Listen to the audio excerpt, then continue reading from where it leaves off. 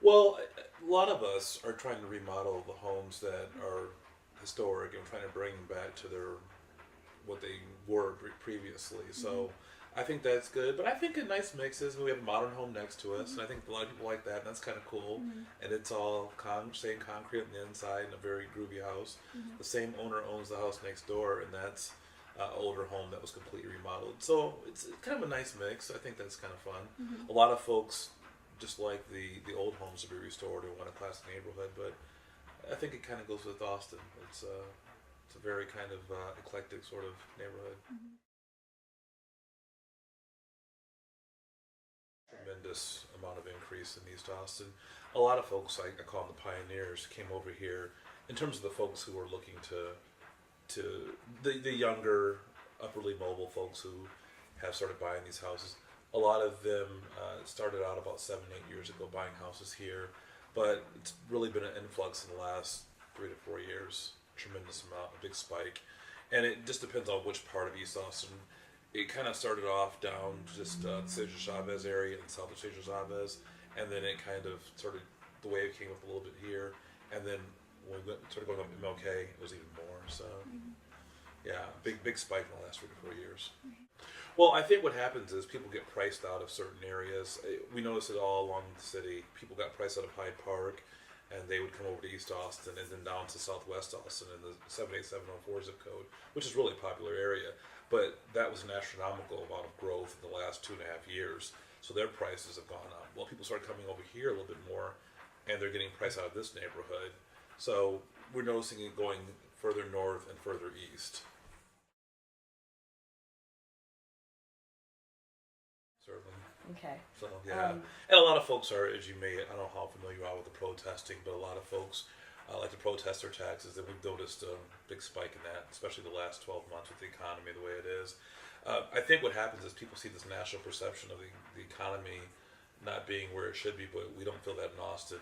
We were voted the #1 real estate market in the country a few weeks ago by Forbes magazine, and this area 78702 has gone up 82% in 5 years. So since 2009, we've seen a big spike, and a lot of folks are um, longtime owners, passed down through generations, and they never had to encounter these taxes, and now they're getting hit with that, and they're really fighting it, understandably. So we have a lot of folks calling us up and asking about how to protest their taxes as well. So.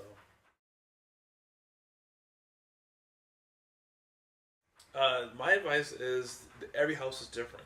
And what the government can't really see is they don't know what your specific home is like. They don't know what your mhm. foundation is like. You may have a very good case for having your taxes protested because they don't.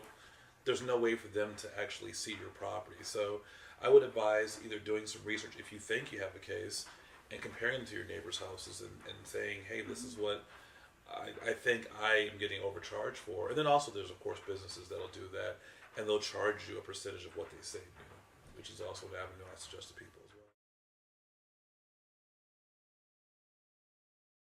I mean, Well, they're the ones who are the most aggressive mhm. in finding out what they can do to protest their taxes. So Mhm. that's been going on quite a bit. Mhm. Like I said, especially the last, say, 12 to 18 months, we've noticed a big spike. Mhm. And if you go to the Travis County Tax Office, you'll see the results because it's very crowded there nowadays. And people always protest their taxes, but I'd say probably about a 20 to 25% increase I've noticed in people really being interested in protesting.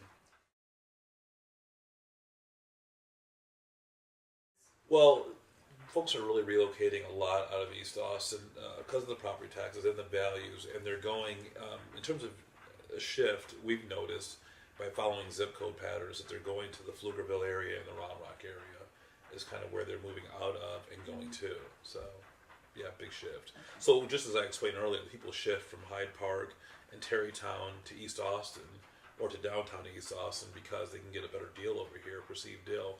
Mhm. Then in turn, a lot of the folks who are currently here will go up to those two outlining areas and buy a little bit bigger house, obviously in terms of square footage for their money. Well, if you look at zip code maps of Austin and demographic maps, you'll see a tremendous change in the last 10 years. Just a big difference, and a lot of people are very mobile, as Mhm. you may be surprised to know, but Yeah. yeah, very mobile nowadays, much more so than they were when I was in the business back in 1995. The number of sales we do now is just astronomical.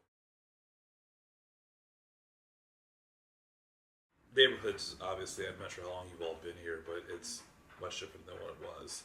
So I never thought it was, having lived in bigger cities or visited bigger cities, I never thought East Austin was, if you're talking about that specifically, was bad compared to Houston or Chicago or or Los Angeles certainly. So per capita crime wasn't nearly as bad as it is in these other cities, but it was perceived that way for Austin, which has an incredibly low crime rate for a city that size. So I never thought it was that bad, but you will notice that there's a lot of people out and about.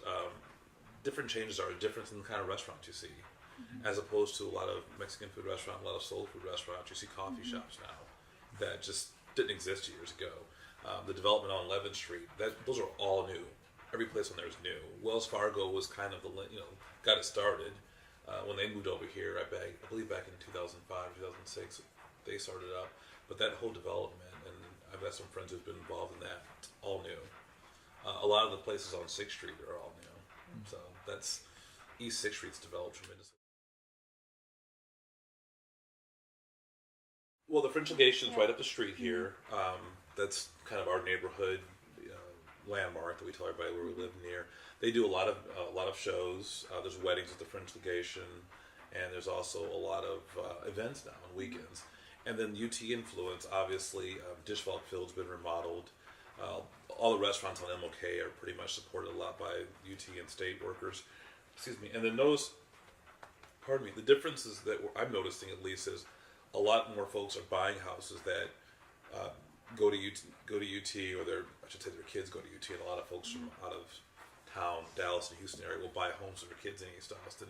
And then that's becoming a real big option for people to rent in East Austin, because obviously you're in biking distance to campus. So a lot of graduate students, as a matter of fact, live in that area of town. So where they all were primarily previously when I did this, they're mostly located in North Austin. A lot of our grad students were, or not North Austin, probably North Campus is where a lot of our grad students, just north of the law school, if you're all familiar with that area, just south of Hyde Park. Around Red River-ish. Red River, Duval, all that, 32nd Street and below. Everyone lived there that was in graduate school. They didn't live, say, on Riverside or somewhere else or far west. But now those folks a lot of them came over to East Austin. So